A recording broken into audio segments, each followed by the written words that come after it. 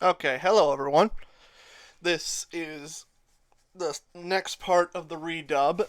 If you were watching the previous part, you know what happened, and I'm not going to waste too much time on explaining. I just got finished editing the previous part to make sure if it actually edited this time and nothing went wrong. Everything went fine there. I'm going to continue this and hopefully get all of them done by the end of the day, or roughly close to the end of the day. Marley wants to bug me. Anyway, let's get on to the redub.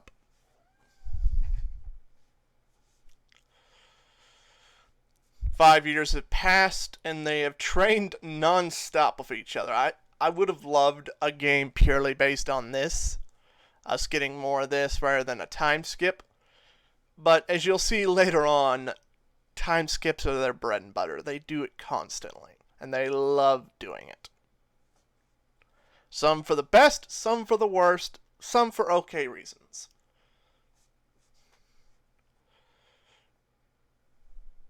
They congratulate each other.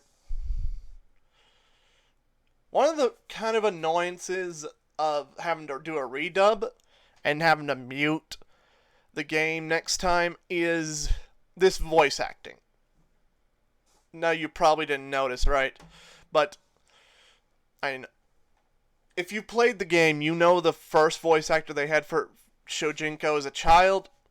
It's gratingly bad. I don't know if it was bad directing, bad voice acting, or something. Just, it was painful to get through.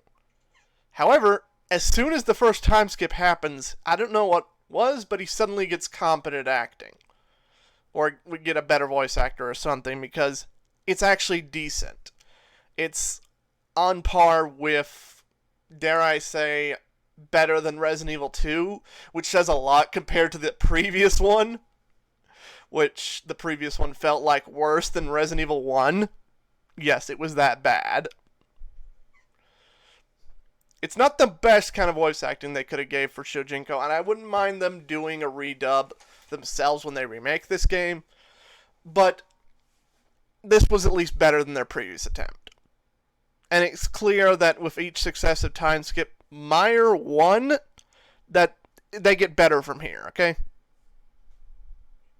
It really feels like that they took a step back after the first time skip and like, let's get some better training done with their actual voice acting. Or at least let's get some better, more competent voice actor to do this role.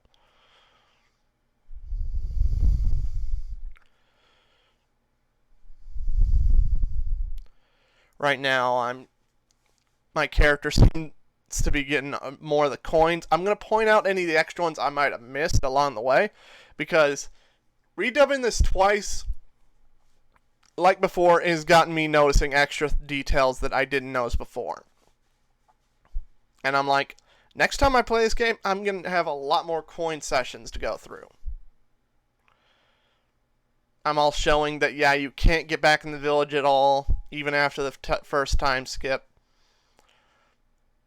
So you want to get those missions completed as soon as possible, people. As soon as possible. But once you get out here, yeah, the missions can be a bit more branched out on how you handle them. You also have more time to handle them, too. You aren't being rushed out the window. Mostly due to how open this place is compared to the previous one. Previous one, you were stuck on a literal straight line on where you had to go.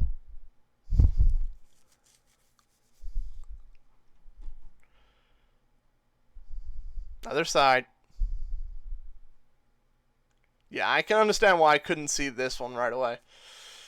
Or a way to get to it at first. Bloody hell. Did I get that chest back there? I'll know in a minute.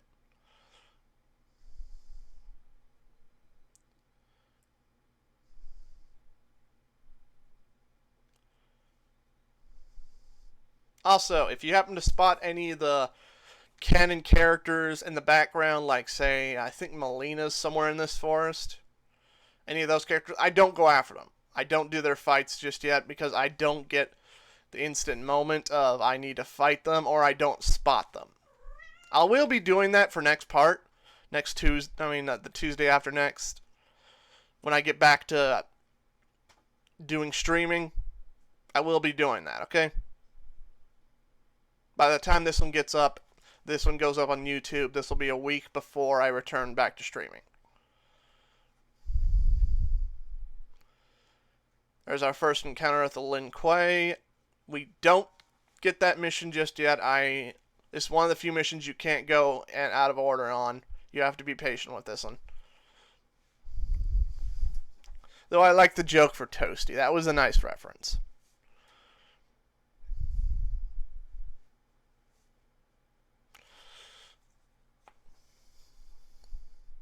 I wouldn't mind when they ever do a remake of this to add on more references and more connections to the universe. Maybe reference characters who come up in the future or possible alternate timeline shit, concerning they seem to be ignoring this timeline a lot for reasons that nowadays makes no sense. I mean, sure, they brought in Bro Raicho and Fujin to the new timeline, but Fujin already had some old games on his back, and Bo Raicho's got that cameo in freaking Mortal Kombat, the movie, okay? Well, sort of cameo. It's confusing on that one. But the other characters I would have loved to see being brought into the other timeline. Like, for instance, obviously Shojinko, but characters like Darius, the armored dude whose name is escaping me right now, a few others. I like that Havoc was brought in during the comics. That was really fun. And Dagon having an awesome cameo was really cool. I just wish they got to finish that arc with Dagon instead of abruptly ending it and just finishing it off Scream.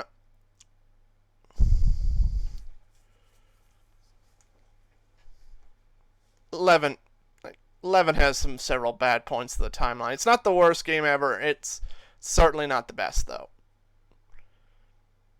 They really need to take a step back for the next game and either remake this one, remake Armageddon, or just do one that seems more faithful to both timelines and doesn't seem like it's bashing your head in on how much they fucking hate this timeline. And I mean the writers. They seem to completely hate this timeline with a burning passion. Considering, especially Shojinko. You might have noticed that I mentioned Shojinko I would love to see return in the new timeline. Oh, nice. Suddenly snow. Because Sub-Zero, nice. And I would love for him to return the new timeline.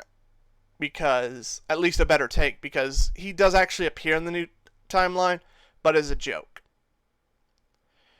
He shows up in several ending arcade endings as literally the butt of a joke. I'm serious. There is one I can think of right at the bat where Cassie Cage, which is often mocked by fans a little bit, especially during her introductions as a Mary Sue. Yeah, she's not nowadays. 11 actually handled her really good. That was one of the good things 11 did. But not that costume. That hurts my eyes. That hurts my eyes.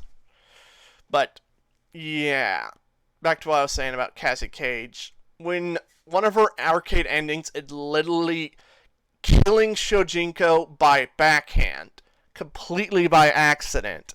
Yeah, you kind of have a hard time defending her not being a Mary Sue.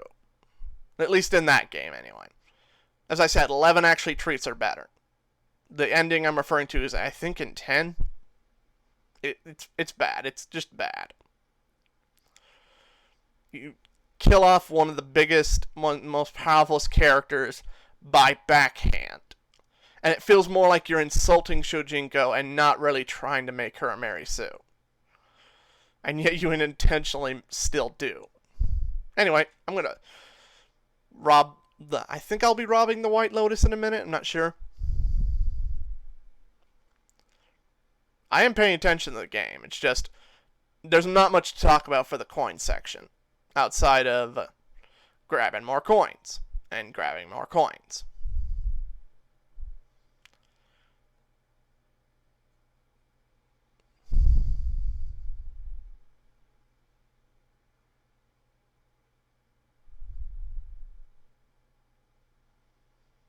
Yeah, these buildings right here are locked at first.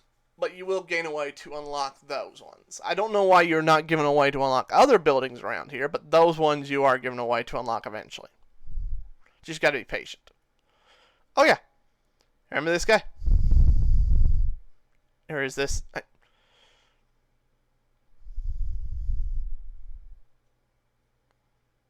Okay. I see what's going on here. I'm thinking ahead. Again, this is my second redub, so my mind's a little bit on repeat. But basically, what he asks you is he wants you to check the building next to him, to see if it has any connection to the Shinryu. You check it. Ah, it's Scorpion. No, it's not Scorpion. Listen to the voice if you ever get the chance. It is High Squitch Squealy. It's clearly not meant to be Scorpion. Now, you're probably confused being fans of the... If any of you are fans of the newer timeline, you're probably ultra confused because the newer timeline loves putting down the idea that Scorpion is the last of the Shinryu. He kind of still is, but in the older games, it's more an abridged title. Because we still get members showing up, just not openly, massively important. This is purely just a side mission gag. And that which you come over here after being told by the message to talk to these people, and they act like, we're loyalists to Raiden. And they're talking very, very robotic, kind of on a joke. Kind of why I said the acting is a little bit better here compared to the first part. Because you can actually tell they're being intentional. Anyway, I've decided to punch the lights out. You're kind of meant to, not really. It's rather hilarious if you do, because it does confirm later that these are ninjas in hiding. If it wasn't obvious with the first one, blatantly wearing a ninja-like look.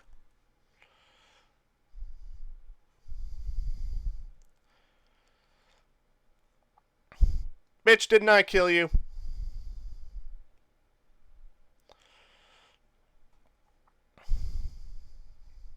And it's rather hilarious I do this before meeting up with Sub-Zero later, considering what Sub-Zero's brother did. I am dark. I don't think I was intentionally planning that out when I played this part, but thinking about it now, that's hilarious I did that. Oh yeah, I forgot to mention what the main mission here is. The main mission is you had to go to the beach to get a medallion for Baraicho. He apparently left behind after a big night of drinking and gambling. You're supposed to bring it right back to him, but as you'll see later, that's not going to be the plan of the story. Anyway, you go back over. Once done with the side mission, you go back over here to complete your money from him, right? And he just gives the best reaction ever. It's far better than the money he gives you. Now, yeah, you can go straight back to talking to him after checking the building, but you don't get the mission complete until you go visit those people, too. Anyway, here we go. The best reaction of the game. And if you're wondering, yes, he does full-on scream in the game. It's hilarious. Going, "Aah!" And as you follow him, you still hear the scream.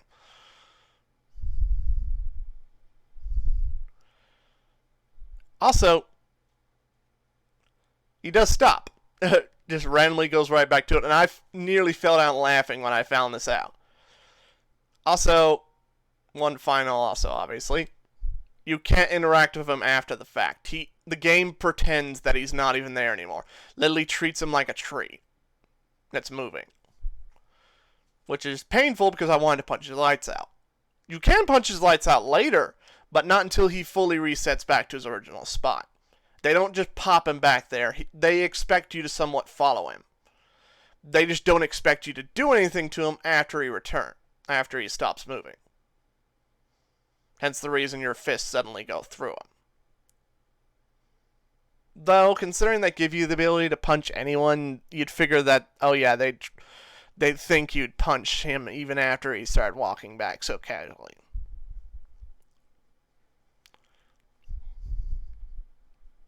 Either way, I robbed the White Lotus rather hilariously. Like, awesome. There was no Uncle Iroh in there at all. No bait. No tea. Nice. One of the best alternate costumes in the game. Rather hilarious that I got this in the same part where I got the worst costume. Look, I got no problem if you like Melina's figure. She's fine enough to me, but please put some clothes on, girl. It's kind of hilarious when comparing the two timelines of this one went absolute extreme with Melina, and the next timeline over corrects on Melina to the point that they ruin her mouth. No, I don't like the idea she suddenly has lips on those teeth. That was funny that it was just teeth. I liked when it was just teeth ripping people apart like a fucking piranha. I don't like that she suddenly has multiple jaws and lips. What the fuck is wrong with you? You're not supposed to make her face more fuckable. You're supposed to make her face ultra terrifying. Hence the reason she wears the fucking mask. And that's awesome.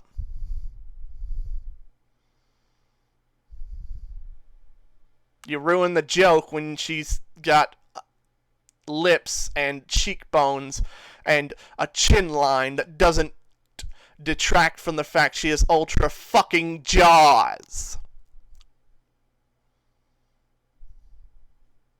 Now Levin does sort of go back and into the original style, sort of, kind of. More like they just give her sharp teeth just because.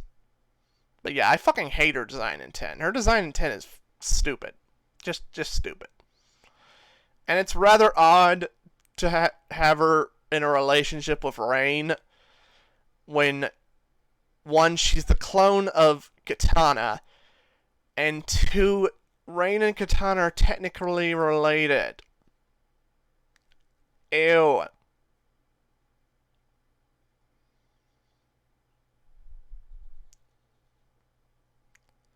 Yeah, they're distance related. They're a very distance relationship.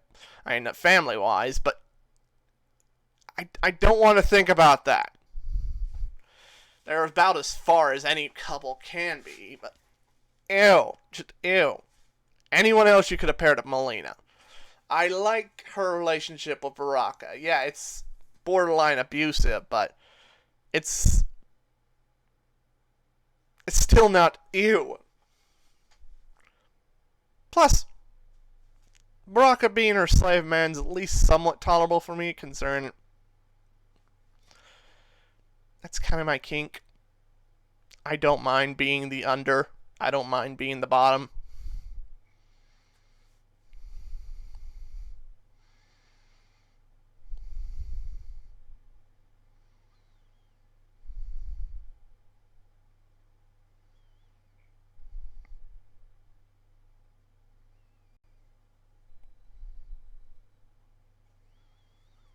And thinking about it now, the more that scene replays in my head of what they did with her and Rain, the more I realize not only is it ew, they also severely demean Rain.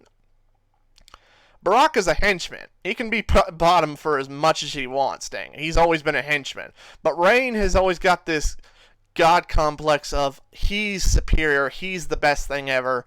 So having him be the butt of a joke, and then in one ending credits have him literally be killed while she's banging him, that's just horrible writing. That's just horrible writing.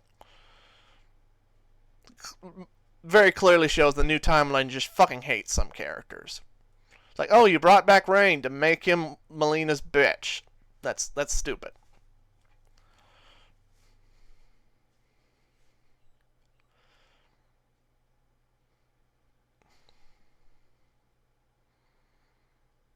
I mean, he was always a bitch character to begin with, but a bitch to Melina, that's just adding insult to injury.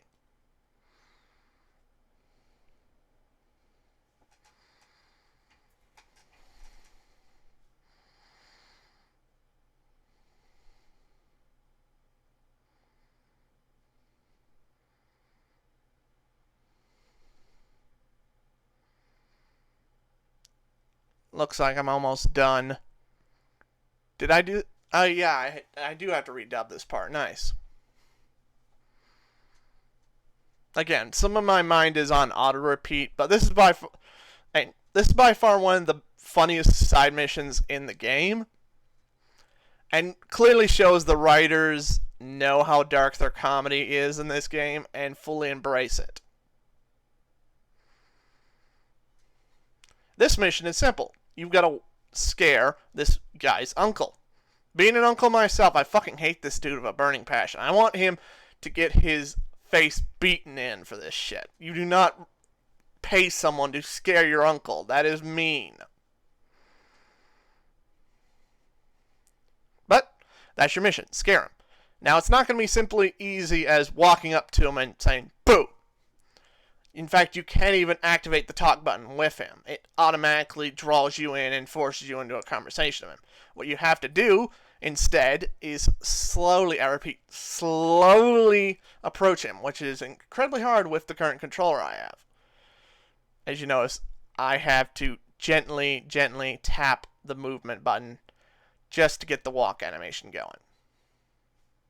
And if he says, hey, again, it's not going to work. Ah! Apparently that was one of my edits. Nice. I'm glad that edit's still there. Anyway, so I messed up, as you saw, and the main character just has this idea of walking away very disappointed that he failed, and failed, and failed, and failed. I keep trying until I get it right. And, as I said, I gotta lightly tap it. Not run, not move. Tap it.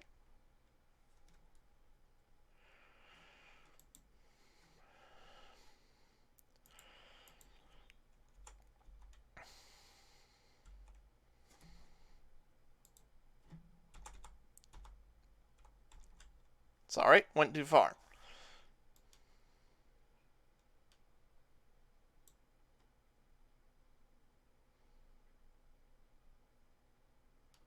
Try this one more time. Damn it, messed up. Yeah, it takes a while to get it just right.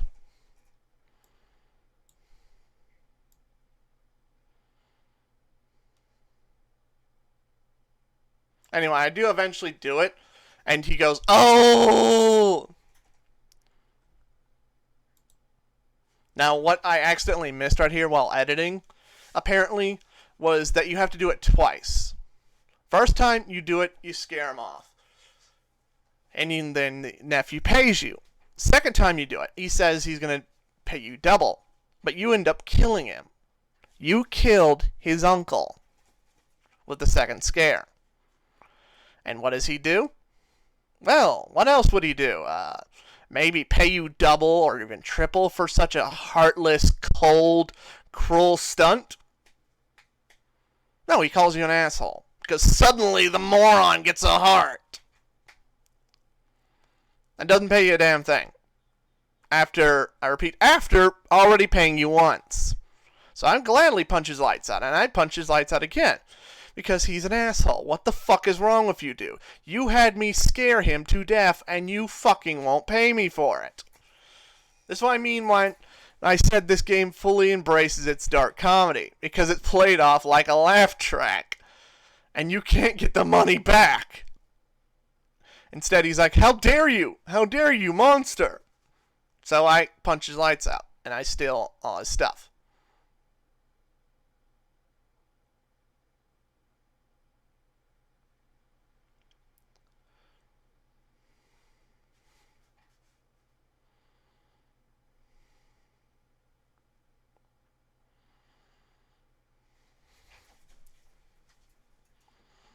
Money, money, money isn't funny.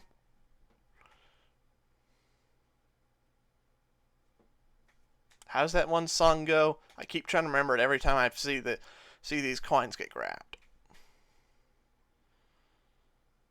Comment down below if you know what song I'm referencing. I know I'm not referencing the original. I'm referencing the remake. Just to make it all the more hilariously hard on you guys.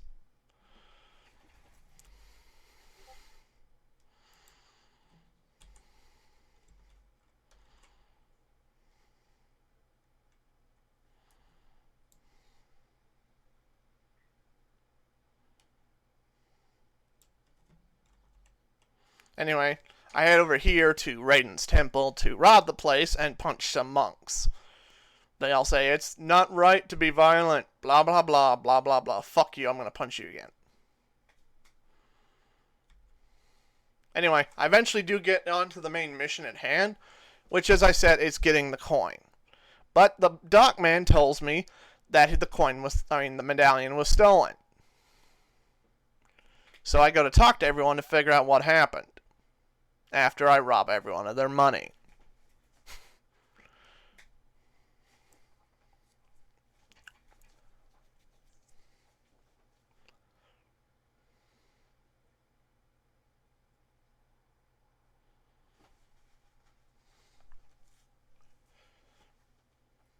If you're wondering about all my money collecting, I will be going to the crypt before talking with the next training mission. So probably so the next training mission, if I remember correctly, is Sub-Zero. So before I activate that mission, I'll most likely either save or do the crypts ahead of time. On the stream, obviously. I'll even tell you guys during my talks on Twitch and Twitter when I'll be doing the crypts.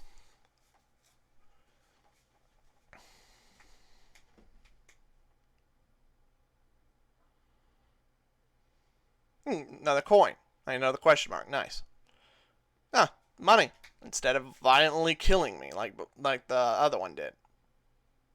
I still don't know what happened right there. Is it meant to simply be a mystery on you? Is it gag, or is that thing just, or did the coin not load?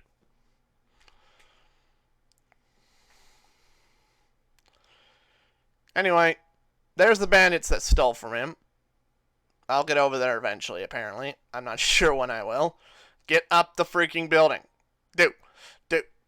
I hate this game sometimes. There it goes. Mostly the controller.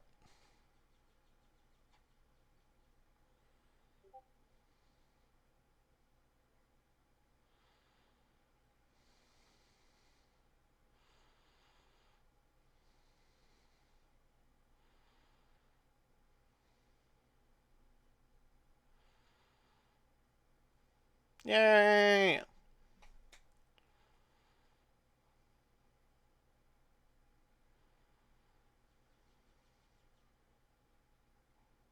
You can talk to them if you want, but it's easier just to punch their lights out. They won't give you the key back anyway. Once you get the key, you can talk to him and gain entrance to his dock. After which you can get the medallion.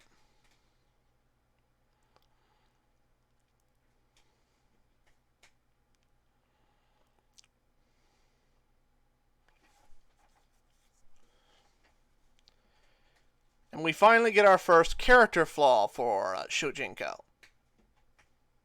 I want to say it's a character flaw. That will get a little grating later.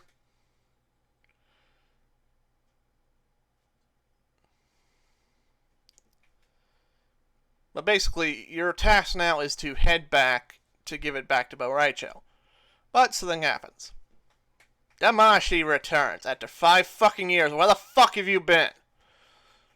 And he plays it off. It's like, oh, you've been gone for 5 years? Felt like yesterday. Felt like 5 minutes ago. Felt like 10 minutes ago for me. Anyway, they talk about how he's learned so much from Boraicho. A lot more than any other master he'll be learning from in this playthrough. Yeah, he spends the most amount of time at Boraicho, yet we still get massive time skips in between. Anyway, we get the medallion. And Damashi tells us, fuck no, you're not giving the medallion back to Boraicho. You are leaving with it and using it to talk to other masters. Like, okay. Yeah. There is slight questioning from Chojinko, but otherwise he just does it. And watch, you can't even go back to Boraicho to change your mind. You are blatantly lying to Boraicho. He acts like, oh, you want to train some more? He does not acknowledge that you suddenly have his his medallion on you. He actually questions, have you found it yet? And Shujinko's like, nah, I haven't found it at all.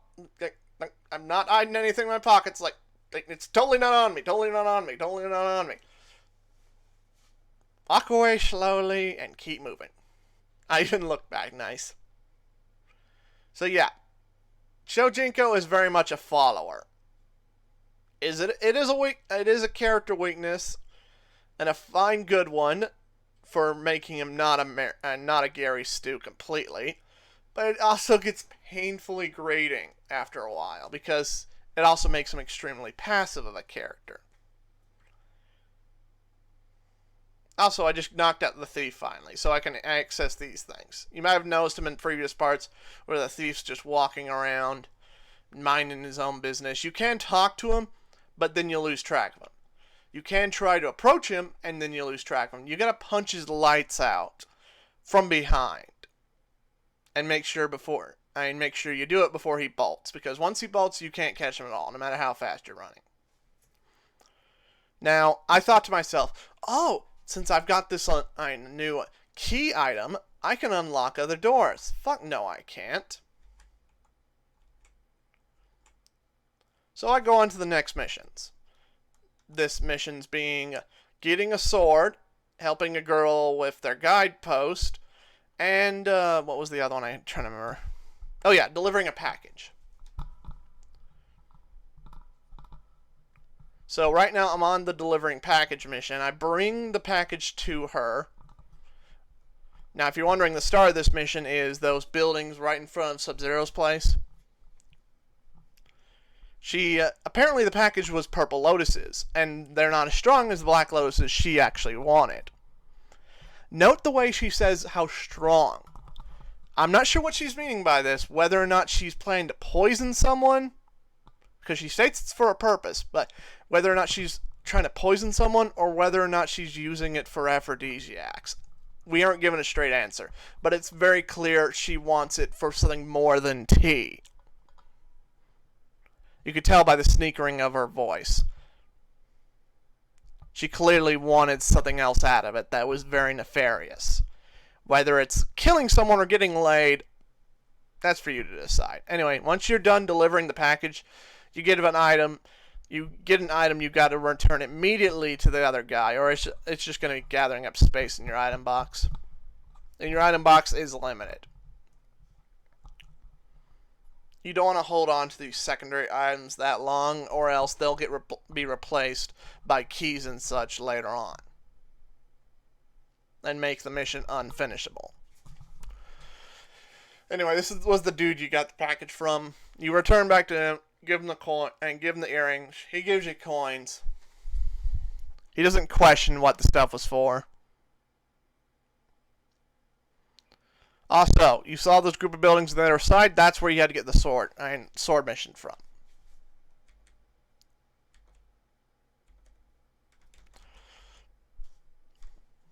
Went too far ahead. Apparently, I can't skip to the point where I get the sword. So, I'm just going to have to wait through myself reading the stuff online. But basically, I think it's around D6, D7 or D8. Somewhere around there where you find the sword.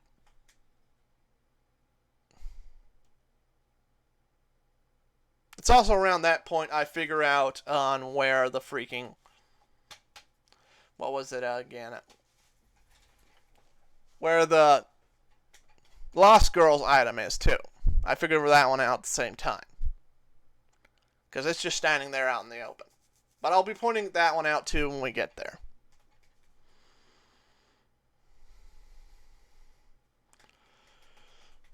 Waiting for myself to catch up is painful.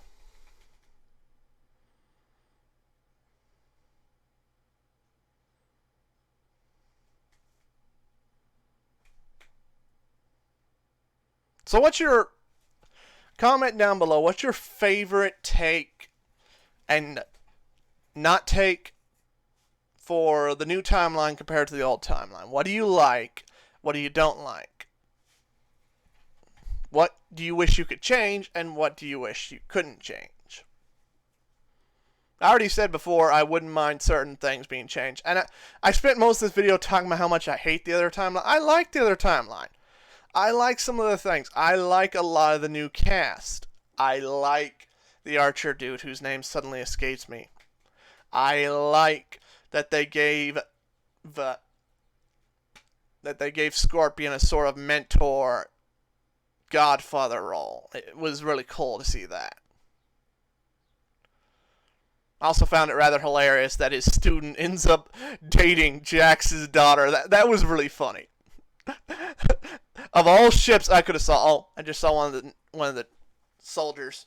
Anyway, out of all the ships I could have saw in the future, a connection between Jax and Scorpion, not to mention Jax and Scorpion and Kenshi, because this is Kenshi's son after all, that is the student of Scorpion, and he's gotten with Jax's daughter. That's hilarious. Now, yeah, I expected Jax's daughter to be best friends with Johnny Cage's daughter. That's just obvious by a massive fucking mile. But Jax's daughter having a thing for Scorpion's student, that's hilarious. I love that. And I like the new interpretation of some of the other characters. Like, I like the new takes for Dagon. I like how he was, despite how sparsely he was at least used to good effect. Okay, here's where the Lost Girl, her item is here. It's a lodestone on B7 behind a tree. You gotta then wait for her to show up. Just sit right here. You probably just saw her now, ran right past. I didn't check it. I figure out that, yeah, that's gotta be her. So I stop, go right up to her, talk to her, and yeah, this is the item she wanted. It's a lodestone, basically compass. So now she's not lost. She pays you, and then we go on to finding the blade. What things do I like about the new... as a flip, what things do I like about the... what do I not like about the old timeline? Well, the old timeline has way too many characters. I'll agree right there. And a lot of these characters are severely underused. Or just swept under the rug. Like, for example, Reptile's my favorite character. He always has been. But a lot of fans don't realize it, but the Reptile in Deception, the Reptile in Mortal Kombat 1 through 3, and the Reptile in Armageddon are three fucking totally different characters. They are. They're three totally different characters. I'm being legit serious. And you aren't told this up front. You have to learn this through searching through tons of backstory to find this out. Luckily, there's only one Reptile in the new timeline, and I'm perfectly fine with that. Sure, it's the lizard Reptile, but at least he doesn't look blatantly like an actual fucking lizard. In the new timeline, he has the lizard skin, but he's still what a human body. I'm fine with that.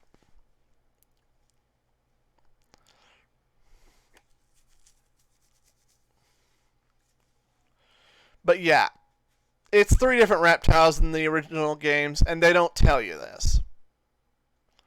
It's especially noticeable during Deception, because that's pretty much where one of the reptiles died. I'm not sure which one, because again, we're dealing with three fucking reptiles at once. But one of the reptiles apparently died during Deception. It's actually stated in Deadly Alliance's arcade ending for him that he fucking got murdered. Another reason why I won't be playing Deadly Alliance. They fucking murder Reptile in his arcade ending. That's painful. Anyway, D7. That's where the sword is. I told you. You go back to her and give her sword. She'll get the money. And I think that's the last side mission I do for this playthrough. Now, if you guys look up what happened with Reptile, I suggest you do it lightly on the lookup, because it kind of contains spoilers for this game. And I think I might have spoiled it already. But in case I haven't, I'm not going to say anymore. Just if you already know how the game ends on this, how this game ends, go ahead and look up what happened to second or first Reptile, and how Deadly Alliance fucking murdered him. Go ahead and look that up if you don't care about spoilers or you actually know what happened in this game. Because Deadly Alliance, a lot of their arcade endings connect directly into this game, and more or less are happening in the background of this game, which I'm fine with. But some of the arcade endings are just bad. Some of them I like. I love freaking Scorpions and Sub-Zeros on Deadly Alliance. And I think, what was that? Drawman, the bashing dude. That was a fun one.